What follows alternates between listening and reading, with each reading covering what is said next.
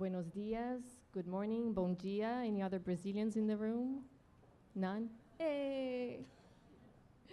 So, my apologies, I am going to speak in English since I can't speak in Portuguese.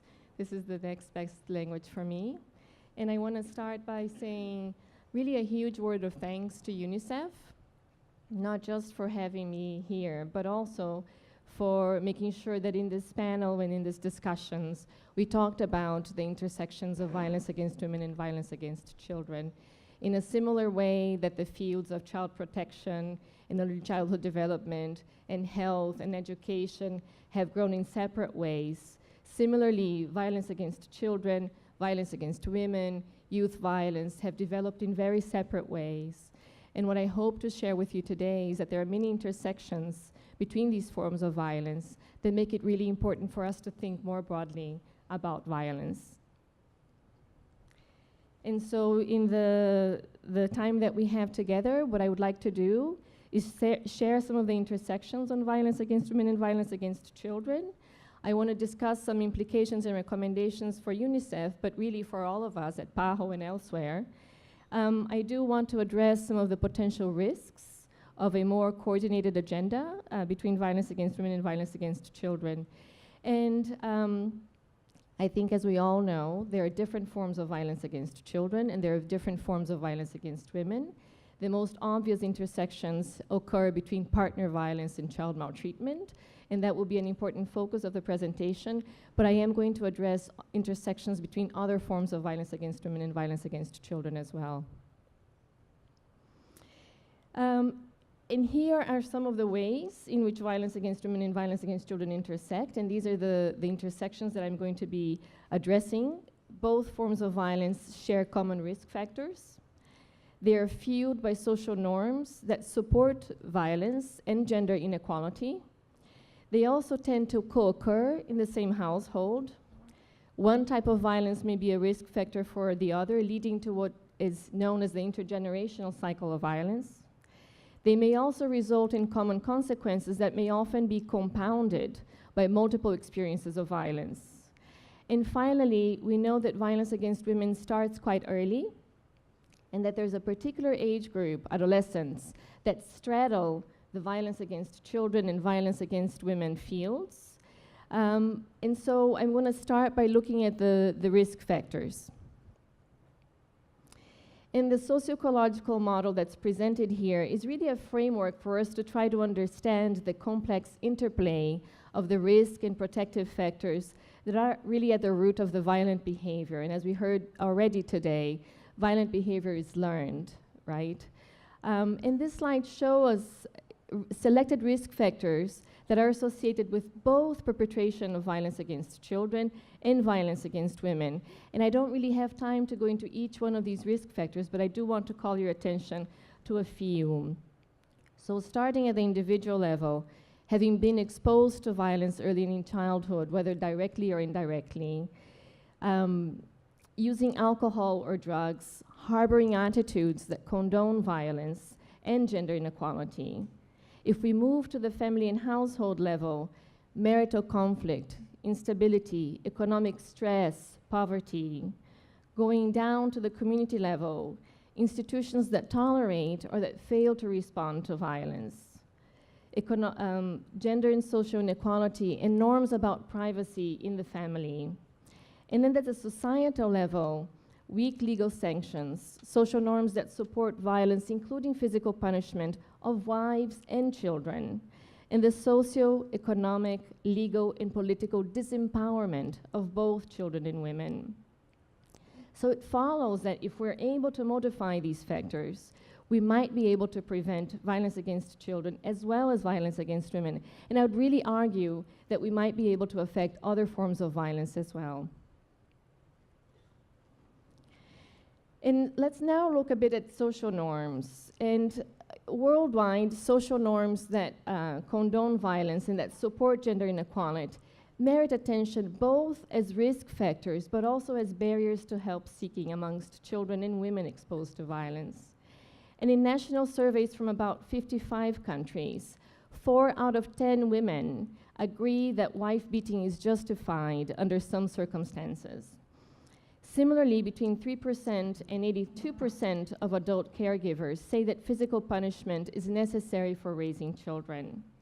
And despite international treaties that recognize corporal punishment as a form of violence, it does remain legal in schools or homes in about 150 of 198 countries at the end of 2015. And research suggests links between the acceptance of wife beating and corporal punishment. If we look at surveys from about 25 low and middle income countries, mothers who believed that wife beating is justified were significantly more likely than other women to also believe that corporal punishment is necessary for raising children. And children of mothers who support both wife beating and corporal punishment were more likely to experience violence. And so let's now look a bit at co-occurrence. And very loosely defined, co-occurrence means violence against women and violence against children taking place about the same time within the single household. We have very limited data from low and middle income countries, but research from high income countries indicates that children in families that are affected by partner violence are also more likely to experience abuse and neglect. A study from the US, for example, found that in as many as 4 of 10 households that are affected by partner violence, children also experience abuse. Both violence against women and violence against children lead to intergenerational effects. Violence against women has negative consequences to children. And Dr. Roberto Fumero, in his remarks, alluded to it's not sufficient for us to start when children are born. We need to start even before that. And it's interesting because violence during pregnancy, for instance, is associated with increased risk factor for preterm delivery and low birth weight. Partner violence against women has also been linked to higher rates of infant and under 5 child mortality. Child exposure to partner violence can have long-term health and social consequences that are similar to those that children who experience abuse and neglect directly experience. And lastly, research has found an association between exposure to violence in childhood, either as a victim or as a witness, and the risk of experiencing or perpetrating violence later in life. So to illustrate these intergenerational effects of these forms of violence, I want to share a few data from a study that PAHO carried out with the CDC in 2012. And in this slide, what we see is that a small but significant percentage of women report experiencing physical violence during pregnancy, ranging from about 5–6% in Haiti to over 11% in Peru. Pregnancy does not offer women protection from physical violence. And it's interesting because in prenatal care, we screen for preeclampsia, we screen for gestational diabetes, which have similar prevalence levels, but we generally don't screen for partner violence. In this slide, what we see is the prevalence of partner violence, either physical or sexual, among women aged 15 to 49, according to their history of having been beaten in childhood. What this slide shows us is that women who report being beaten as children, those are the dark purple columns in this slide, report experiencing partner violence in adulthood in greater numbers than women who report not being beaten during childhood. Those are the light purple columns. And all of these differences are statistically significant. And in 3 surveys, El Salvador, Nicaragua, and Paraguay, the proportion of women who reported partner violence was more than twice as high among women who reported physical violence in childhood compared with those who didn't. Next, please. What we're looking now is at a bivariate analysis comparing the proportion of women who say that children in their household are punished with hitting, beating, spanking, or slapping, according to whether they reported experiencing partner violence, again the dark purple columns, or whether they did not report partner violence, the light purple columns. In all of the surveys, the proportion of women who reported that children in the home were harshly punished was significantly greater among women who reported partner violence compared with those who didn't. It is very important to note that these surveys did not ask who was doing the punishment of children. So we don't know from these data whether it was the mothers or somebody else in the household. So I certainly don't want anybody to leave this room saying that a woman who experiences partner violence is more likely to beat their children. That is not what I'm saying. What I'm saying is that in households where women experiencing partner violence, children are more likely to experience harsh forms of punishment. So let's look at another way that these forms of violence intersect. Violence against children, adolescents, and women may have similar consequences for the physical, mental, and social functioning. Girls and women who experience sexual violence, for instance, may experience similar sexual and reproductive health consequences, including unwanted pregnancy, pregnancy complications, and sexually transmitted infections. Additionally, experiencing multiple forms of violence may lead to cumulative and compounding effects. It's not surprising that evidence suggests that experiencing multiple forms of violence in childhood and adolescence, for instance, child maltreatment and exposure to partner violence against one's moms, raises the risk of trauma and other negative health and social outcomes compared with experiencing just one form of violence. Similarly, still in the other slide, women who the previous slide, experience partner violence may be at heightened risk of negative health outcomes if they have a history of child maltreatment. I realize that the focus of this meeting is early childhood, but let's look for a moment at what happens to adolescents.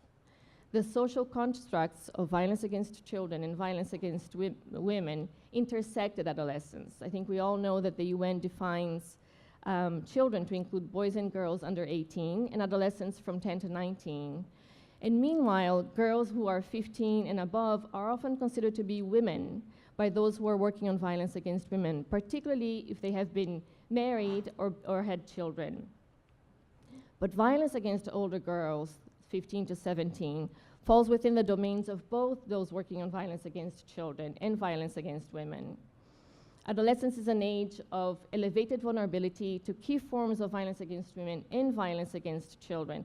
And we also know that perpetration and victimization of certain forms of violence against women tends to begin during adolescence.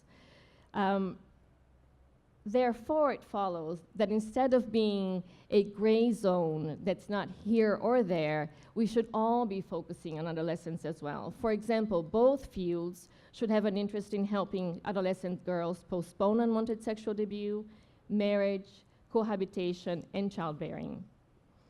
So the evidence of these intersections clearly has implications for programs, policies, and research. First, overlapping correlates suggest that consolidating efforts to address shared risk factors may contribute to preventing both forms of violence. For example, both fields should have an interest in changing social norms that support violence, including by combining programming that challenges violent discipline of both children and women, reducing harmful use of alcohol and drugs, reducing childhood exposure to violence, both as an end in itself, but also as a risk factors for other forms of violence. We should also consider delivering joint prevention strategies. For instance, home visitation programs could assess for both partner violence as well as child maltreatment. Parent training programs, on the other hand, should integrate materials on gender socialization and the more equitable treatment of boys and girls. School-based strategies have been identified by both fields as promising, but many programs focus either on bullying or sexual violence, and we need to think about how to integrate those programs and to ensure a gender lens in their implementation. Co-occurrence and the intergenerational effects also have important implications for health, social services, and legal responses to violence. Efforts should be made to improve collaboration between child protection services and services for women, and providers should be prepared to recognize and respond to multiple forms of violence within the family. For example, when providing services for children who are exposed to violence, providers should be trained to engage the mother and to provide them with adequate services, either directly or through referrals. In considering the prevalence of partner violence during pregnancy, prenatal services may serve as a really appropriate entry point for addressing both violence against children and violence against women. And finally, we cannot overlook adolescence as a time of vulnerability and opportunity. But I do want to point out that as we seek greater integration between these fields, we would be very wise to tackle head-on what some of the perceived or the real risks are to a joint agenda. I think that from those who are working on violence against children, there may be a concern as to whether children's voices will be heard, whether services will be adequately tailored to meet the needs of children and adolescents. And those of us who work on violence against women may wonder whether children's rights will take precedence over women's rights and safety. For instance, will women be penalized if the children are exposed to partner violence? Will their needs be overlooked? Will investments be made equitably amongst girls and boys? And how will we address other forms of violence in the mix? Teresa mentioned, for instance, homicide. I think these are valid concerns, and we need to keep returning to them and ensuring that we're moving forward in an ethical and balanced manner with a common goal and a shared belief. Because ultimately, what we all want is for every child, woman, and man to live a life free of violence. So on this note, I want to invite you in the next 3 days to look for ways in which your research, your passion, can contribute to preventing violence against children, but also violence against women. So thank you very much.